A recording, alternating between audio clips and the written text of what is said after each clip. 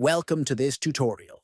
In this video, I will show you how to permanently delete your Momondo account. Whether you are concerned about privacy or simply no longer use the service, this guide will take you through every necessary step to remove your account safely and securely. First, open the Momondo app on your phone.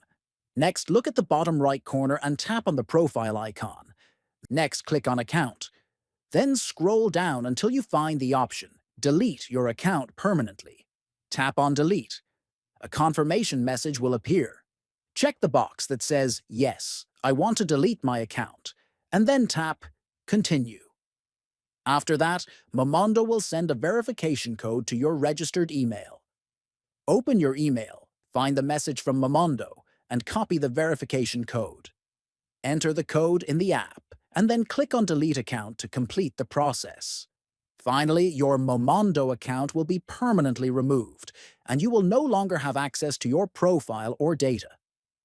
Deleting your Momondo account is simple if you follow these steps carefully.